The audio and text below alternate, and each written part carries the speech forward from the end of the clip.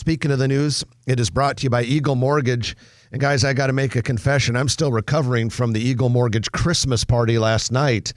We had a good time. Holly and their team do a good job. That's true. They really do. And we got to, all of the team members were there. We got to chat with them, break bread with them, laugh with them. And it was a good time. I tell you, I'm so proud to have that company as a sponsor of Grow Omaha.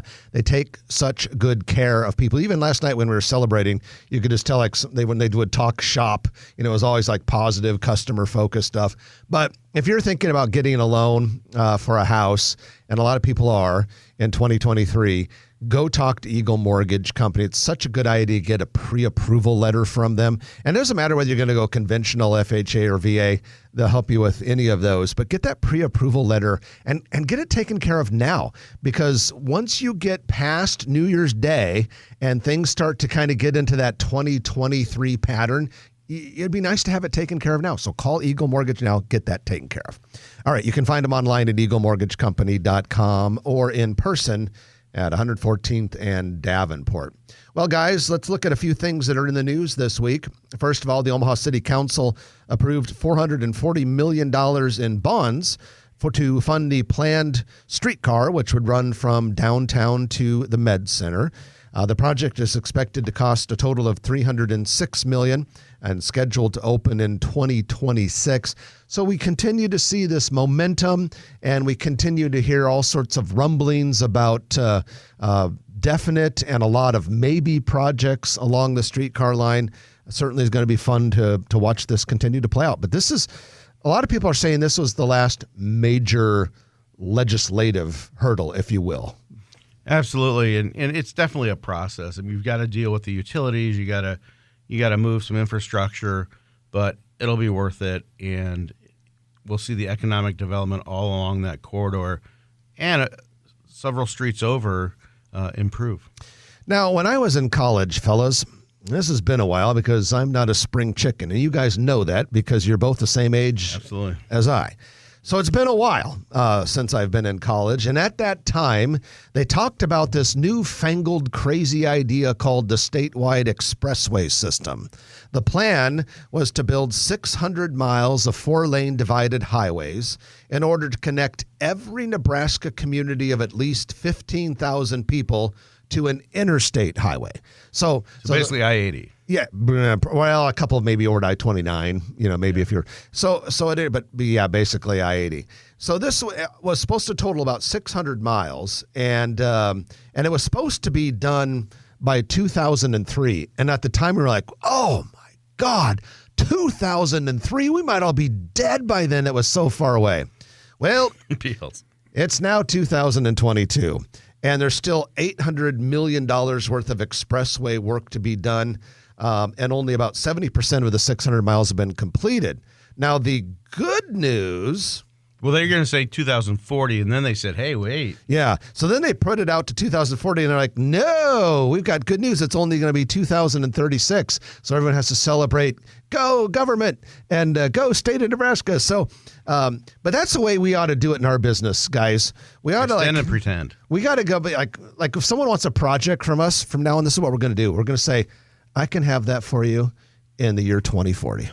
And then a couple weeks later say, a few things changed. We'll have it done for you in 2023. Here's a big question. And they'll think you're an over-deliverer. When you heard about this when we were in college, Jeff, and they said all these communities of 15,000 plus, are there less communities of 15,000 plus because people have migrated to the larger Because they had no freeway access. Yeah, but seriously, have more people moved to the bigger cities? That's a good question. Well, we would still have 15,000 if they had only built that expressway. Maybe that's how they can move it from 2040. They realized they had less cities to connect. That's maybe that. We might have to do a little research on that one to find out if that's true and accurate.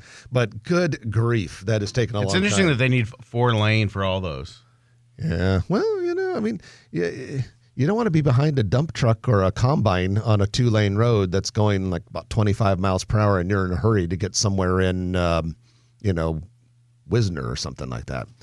So crews have installed a 6,000-pound bronze sculpture earlier this week just east of 10th Street on the Gene Leahy Mall. It is a work of one of Omaha's most famous artists, none other than June Kaneko. The Dango King. And, June Kaneko, of course, the Kaneko on, Sure. what is that? Jackson? No, Jones Street? Jones Street. Yeah, in the old market. This is 16 feet tall, so a lot of cool public art going. So it's something into, unique. It's bronze. Yeah, bronze. But when you look at it, from a distance, you don't think bronze because So it's not a dango. It's not a giant dumpling like he's known for it. Are they really called a dango? I think they're called dangos. Oh, and okay. Dumplings. So Japanese dumplings. What's a dango? Like in front of the. Maybe the dango ate your baby. No, that's a dingo, right? the thing. I get confused about some of these The things. Seinfeld episode, I think. Yeah, I think that's what it was. At any rate, You accuse me of getting off track. it's pretty cool sculpture, though. If you haven't been by there, go see it. Looks really, really cool. So let's talk a little bit about gross metropolitan product. We've heard of gross domestic product, GNP, gross national product, but there's a thing called gross metropolitan product. And Lou Chiganos, who's a good friend of Grow Omaha, sent us this note. He found a report from the U.S. Conference of Mayors, which really dug in and studied GMP, gross metropolitan product, for all of the legally defined metropolitan areas in the United States. Well, Omaha in 2021, had a gross metropolitan product of $77.9 billion. It's projected to be substantially more than that in 2023 because we're growing. But what's really kind of cool is that $77.9 billion in 2021 put Omaha in 50th place among the metro areas.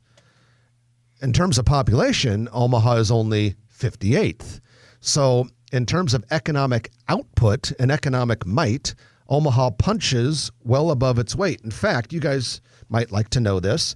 Here are some cities, some metro areas rather, that have more population than Omaha, but a smaller gross metropolitan product. But when you say it's the expanded Omaha area. The metropolitan area. MSA. Yeah, metropolitan, that'd be MSA. So, larger metros, smaller gross metropolitan product. Buffalo, New York, Birmingham, Alabama, Rochester, New York, Grand Rapids, Michigan, Honolulu, and Tulsa. So then those are quite a bit bigger. And then like New Orleans and like Oklahoma City is only one spot ahead of us, and they've got about 300,000 or 400,000 more people than we have in their metro area. So kudos to Omaha workers and businesses. People are doing a pretty good job. I think you fellas are contributing to that gross metropolitan product a little bit. We all are. Well, that's a great statistic or indice. I mean, that'll be really interesting. That's quite exciting, kind of going forward with resurgence of manufacturing and different tax laws and regional manufacturing. That'll be kind of really interesting metric to track going forward here. That's a real interesting thing to bring up there. Well, it's all about productivity, and if Omaha workforce and our output's higher than these other cities, that's certainly something the Chamber of Commerce can use in their basket of goods. Yeah, for their marketing, for sure. Joe Finley, and a realtor with NP Dodge Residential Sales, he writes a column in our Grow Omaha newsletter, which we call the Grow Omaha Weekly Market Report. And he has something interesting. Well, he has something interesting in all of them, but something jumped out this week. He included the top 5 zip codes in Douglas County for most or the highest median home prices, or basically a 2022 median home sale price, highest numbers. So the number one most affluent zip code in Douglas County, according to home sale value, is 68064. And those homes sold for an average of $647,500. In 68022, the average selling price, or the median price, was $483,000 and some change. 68130 was next, $384,000. 68007 was fourth at $382,000 and some change. And the fifth one was 68118 at just under $364,000. People are going to start wearing shirts with their zip codes on them. Bragging up. Yeah, it was like Yeah. spelling show, that we could start up with that. Yeah, like Beverly, 201 or yeah, something like that. Beverly Hills 902. Yeah, like if you live in 68064, people are like, "Oh my God, he's a 68064," and they'll whisper about him and be jealous of the guy and all that sort of. rappers we talking about. Block letters on your. That's true. They have the really good cocktails at 68064. That's where you live, right, Jeff? Well, we might have to move there. I mean, if that's where the action's at and I'm not there, that's probably just not right. So Or we could move into Trenton's basement. yeah, And we can then I know. the zip code. 68135, baby. I tell you, whatever. 35. Trenton can just have his own zip code. He's got so much going on. All right, that's your news of the week, brought to you by Eagle Mortgage, eaglemortgagecompany.com. If you like this video, be sure to hit those like and subscribe buttons. And remember, Grow Omaha is not just media. This is a mission. We are trying to build up Omaha and make it an even better place. We can only do that with your help. Share this video with your friends, neighbors, and family.